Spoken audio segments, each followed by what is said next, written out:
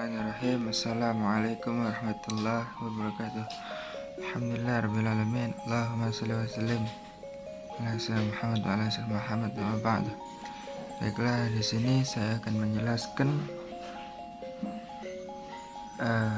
hal tasawuf, pengertian liberal. Liberalisme adalah sebuah istilah asing yang diambil dari bahasa Inggris yang berarti kebebasan. Kata ini kembali kepada liberty dalam bahasa Inggrisnya atau liberty menurut bahasa Prancis yang bermakna bebas. Syekh Sulaiman Al-Qairashi menyebutkan liberalisme adalah mazhab pemikiran yang memberikan kebebasan individu. Mazhab ini memandang wajibnya menghormati kemerdekaan individu serta berkeyakinan bahwa tugas pokok pemerintah ialah menjaga dan melindungi kebebasan rakyat, seperti kebebasan berpikir, kebebasan menyampaikan pendapat, kebebasan kepemilikan pribadi, kebebasan individu dan sejenisnya. Liberalisme adalah pemikiran asing yang masuk ke dalam Islam. Pemikiran ini menafikan adanya hubungan kehidupan dengan agama sama sekali. Pemikiran ini menganggap agama sebagai rantai pengikat kebebasan hingga harus dibuang jauh-jauh. Para perintis dan pemikir liberal yang menyusun pokok-pokok ajaran yang membentuk liberal berada di luar garis seluruh agama yang ada, dan tidak seorang pun dari mereka yang mengklaim adanya hubungan dengan satu agama tertentu walaupun yang menyimpang, sehingga liberalisme sangat bertentangan dengan Islam. Tidak sedikit pembantal keislaman yang terkandung dalam arus ideologi yang satu ini diantaranya: 1. Kekufuran, 2. Berhukun dengan selain hukum Allah Subhanahu wa Ta'ala, 3. Menghilangkan ida al-wala dan bara, 4. Menghapus hanya sekali jaranda hukum Islam, sehingga para ulama menghukumnya sebagai kekufuran sebagaimana tertuang dalam fatwa Syekh Shaleh Al-Fauzan yang dimulai dalam harian Al-Jazirah edisi Selasa tanggal 11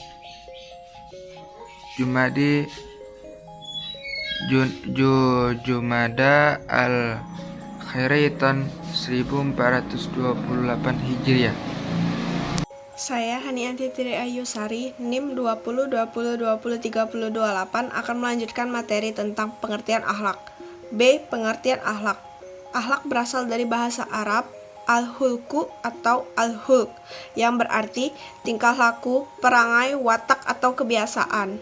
Akhlak itu ada yang dari pembawaan sejak lahir, ada pula yang perlu diperoleh atau diupayakan dari lingkungan. Dalam kaitannya, untuk membentuk akhlak dalam diri siswa, banyak sekali faktor-faktor yang mempengaruhinya, baik dalam lingkungan itu sendiri. Menurut istilah, para ahli mendefinisikan akhlak dengan sudut pandang mereka masing-masing. Di sini akan terbagi menjadi 4 sudut pandang para ahli. 1. Faid Ma'ruf mendefinisikan akhlak sebagai suatu kehendak jiwa manusia yang menimbulkan perbuatan dengan mudah karena kebiasaan tanpa perlu memikirkan dengan pemikiran itu sendiri.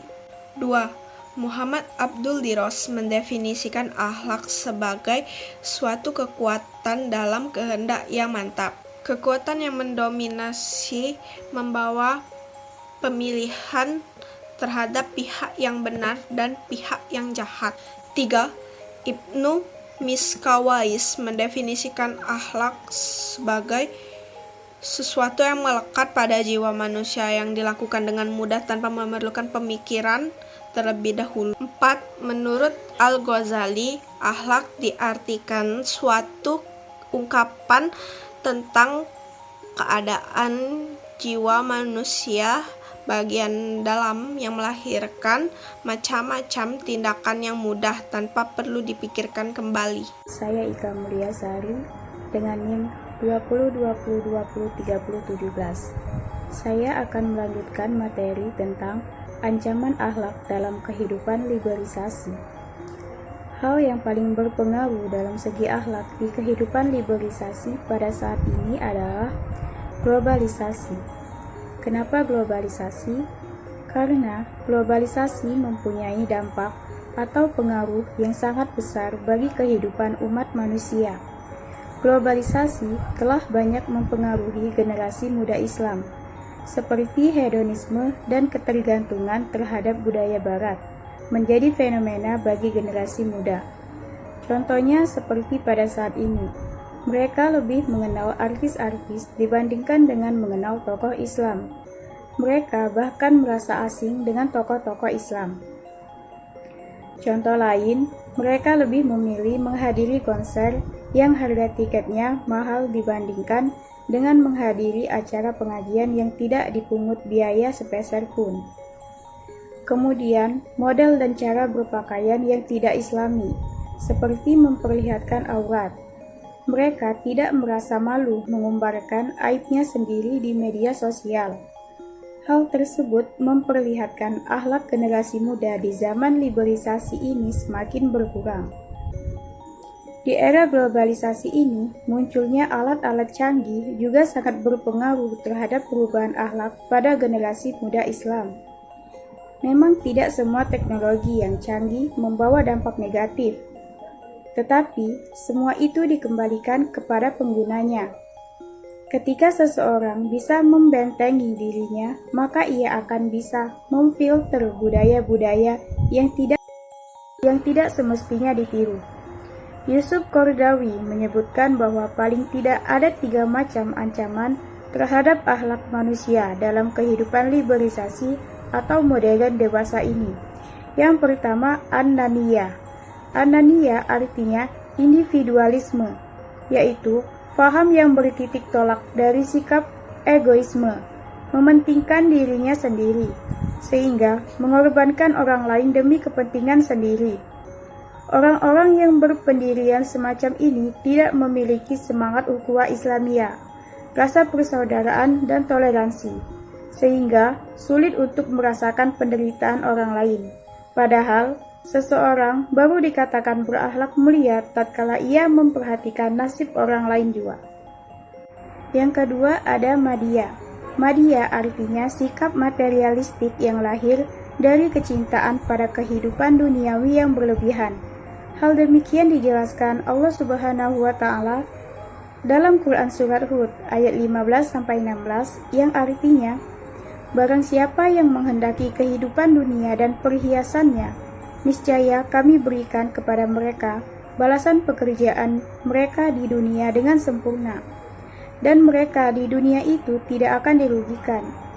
Itulah orang-orang yang tidak memperoleh di akhirat kecuali neraka, dan lenyaplah di akhirat itu apa yang telah mereka usahakan di dunia, dan sia-sialah apa yang telah mereka kerjakan. Yang ketiga ada nafsiyah. Nafsiyah artinya pragmatis, yaitu cinta sesuatu hanya berdasarkan pada aspek kegunaan semata. Ketika ancaman ini hanya berakhir diatasi manakala manusia memiliki fondasi akidah yang luas dan senantiasa melakukan amal ibadah untuk mendekatkan diri kepada Allah Subhanahu wa Ta'ala. Saya Ira Paula Febrianisari, NIM 2030203120. D. Mengkonstruksi masyarakat liberal berbasis akhlak. 1. Masyarakat liberal berbasis akhlak. Masyarakat liberal berbasis akhlak adalah orientasi hidup kita. Paham terlebih dahulu adalah konsep hidup dan natur masyarakat. Secara etimologi, liberalisme dalam bahasa Inggris yaitu liberalism adalah Derivasi dari kata liberty, yaitu dari bahasa Inggris, atau libert dari bahasa Prancis yang berarti bebas. Secara terminologi, para peneliti mengemukakan bahwa liberalisme adalah terminologi yang cukup sulit untuk didefinisikan. Hal itu terbentuk karena konsep liberalisme yang tidak terbentuk hanya satu generasi dengan tokoh-tokoh pemikiran yang bermacam-macam dan orientasi yang berbeda-beda. Masyarakat liberal adalah suatu paham dan tradisi politik yang menguntungkan kebebasan dan persamaan hak bagi setiap individu dalam masyarakat. 2. Ciri-ciri masyarakat liberalisme. Suatu ideologi dapat kita kenali karakteristiknya dari penjelasan di atas. Adapun ciri-ciri ideologi: A. Kebebasan individu. Kebebasan individu itu dalam dirinya sendiri, tidak dapat dicampur tangani oleh siapapun, baik itu individu yang lain ataupun negara. Fungsi negara adalah menjamin dan melindungi dari kebebasan tersebut dari siapapun yang merusaknya. Oleh karena itu, liberalisme sangat mementingkan kebebasan. Kebebasan dengan semua jenis seperti berkeyakinan, berpendapat, menyampaikan gagasan, dan lain sebagainya. B. Rasionalisme. Masyarakat liberal meyakini bahwa manusia mempunyai akal yang mampu mencapai segala kemaslahatan, bahwa hak setiap orang berkarakter pada hukum alam. Standar kebenaran adalah alat atau rasio. Karakter ini sangat kanara dalam liberalisme rasional, karena dalam hal pertama yaitu keyakinan. Saya Masayu Rizky Anissa, NIM 202020203036. Yang ketiga, faktor penyebab terjadinya masyarakat liberal. A. Setiap individu memiliki kesempatan yang sama pada semua bidang. Namun bukan berarti setiap individu tersebut memberikan hak yang sama. Yang B. Berhak mendapat perlakuan yang sama, yaitu penyelesaian setiap masalah yang dihadapi individu akan mendapatkan perlakuan yang sama. C. Ada hukum, dan hukum ditetapkan di dalam setiap negara. Harus ada hukum yang bertujuan untuk melindungi dan menjaga hak-hak pada masyarakat. D. Pemerintah ditentukan dengan persetujuan di negara liberal, yang artinya pemerintah harus bertindak sesuai kehendak rakyat dan tidak boleh bertindak atas keinginan sendiri. E. Negara hanyalah alat negara yang menganut paham liberalisme. F. Tidak menerima ajaran dogmatisme negara, yaitu suatu ideologi yang memegang kepercayaan dan menentang apapun yang tidak sesuai dengan kepercayaan. 4. Konstruksi akhlak karimah terhadap kehidupan masyarakat. Etika Islam mengajarkan dan menuntun manusia kepada tingkah laku yang baik dan menjauhkan diri dari tingkah laku yang buruk. Dalam diri manusia terdapat suatu kekuatan yang sewaktu-sewaktu memberikan kekuatan isyarat jika tingkah laku manusia berabadi ambang bahaya dan keburukan.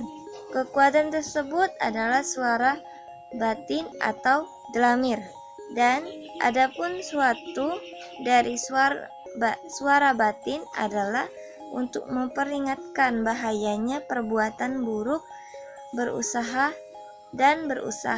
mencegahnya.